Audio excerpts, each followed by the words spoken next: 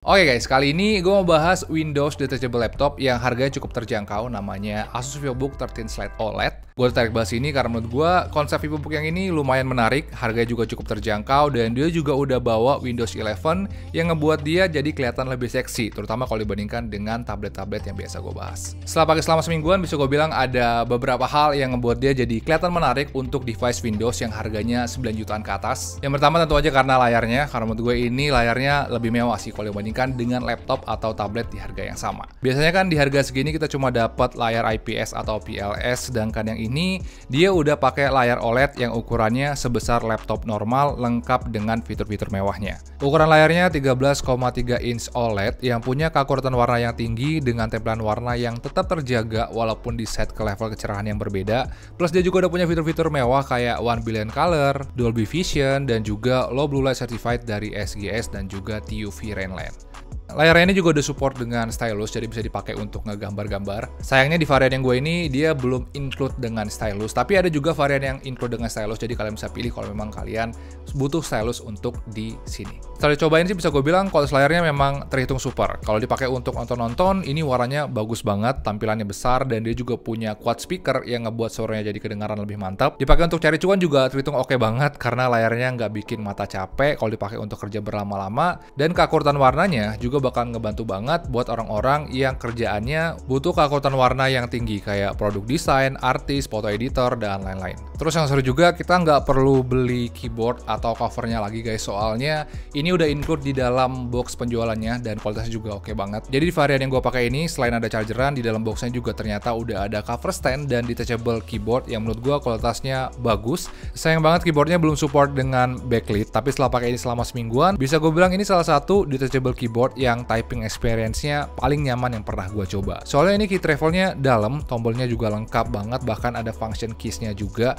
Terus trackpad-nya juga lebar banget dan permukaannya juga enak banget untuk di swipe-swipe. Terus karena dia udah pakai Windows 11, experience juga mirip kayak laptop Windows yang biasanya. By the way, di Windows 11 ini juga ada fitur baru yang namanya itu Windows Widget. Windows Widget ini isinya ada banyak guys, kayak kumpulan info cuaca, saham, update skor bola, berita, dan kita bisa atur juga sesuai dengan selera masing-masing. Dulu untuk lihat semuanya kita harus buka satu persatu gitu guys, tapi sekarang kita bisa lihat semua itu dengan sekali geser aja di Windows Widget ini. Selebihnya sih experience-nya masih mirip-mirip aja dengan laptop Windows 11 yang biasanya, dan itu kayak jadi daya tarik tersendiri kalau dibandingkan dengan tablet-tablet yang lain. Soalnya selain bisa jadi laptop, dia juga kan bisa dirubah jadi mode tablet. Sebenarnya experience-nya bisa lebih gila lagi sih guys. Soalnya di Windows 11 itu ada yang namanya Intel Bridge Technology yang ngebuat kita bisa install aplikasi Android di Windows 11. Menurut gue itu seru banget karena konsep kayak gitu bakalan bekerja dengan baik di detachable laptop kayak gini. Tapi sayangnya kayaknya itu belum bisa untuk laptop Windows Indonesia. Tapi kedepannya kalau udah bisa, gue rasa itu bakal ngebuat detachable laptop kayak gini jadi terasa lebih super lagi.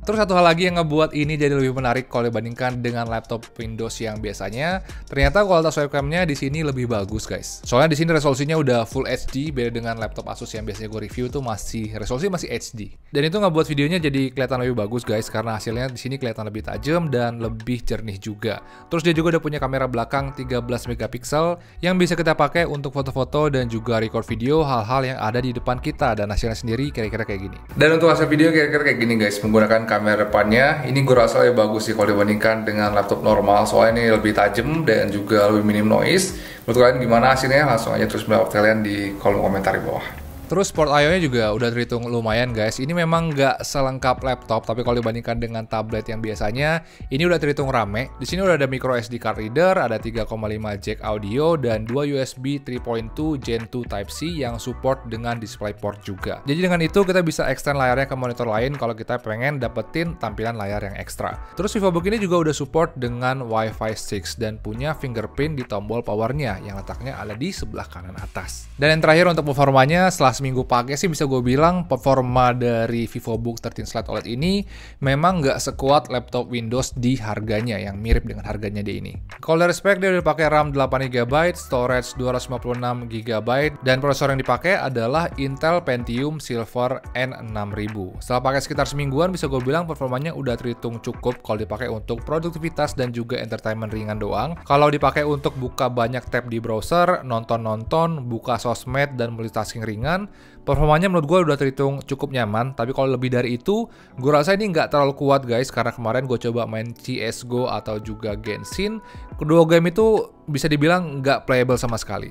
Jadi bisa dibilang emang ini tuh levelnya lebih ke untuk keseharian, sosmedan, nonton-nonton, dan juga untuk produktivitas yang ringan. Tapi kalau tujuan utama kalian memang untuk editing, nge-game, atau kerja berat yang lainnya, mungkin gue saranin kalian cek seri detachable laptop Asus yang lain yang speknya lebih kuat dari ini. Terakhir untuk harganya, Asus VivoBook 13 Lite OLED ini harganya ada di kisaran 9-10 jutaan guys. Dan dengan harga segitu, gue rasa ini bisa jadi opsi buat orang-orang yang cari device Windows untuk kerja santai, tapi tetap fleksibel dan enak juga untuk entertainment kayak nonton-nonton, baca berita, dan juga sosmedan. Kalau menurut kalian sendiri kira-kira gimana guys? Apakah ini barang yang bagus atau biasa aja? Langsung saya tulis pendapat kalian di kolom komentar bawah biar kita bisa ngobrol-ngobrol dengan teman-teman yang lain. Jadi ya mungkin segitu aja sedikit pendapat gue untuk Asus VivoBook 13 Lite OLED. Kalau kalian suka dengan video ini, pencet like dan jangan lupa juga subscribe biar kita bisa ngobrol-ngobrol lagi di video gue yang berikutnya. Makasih udah nonton guys. Ciao.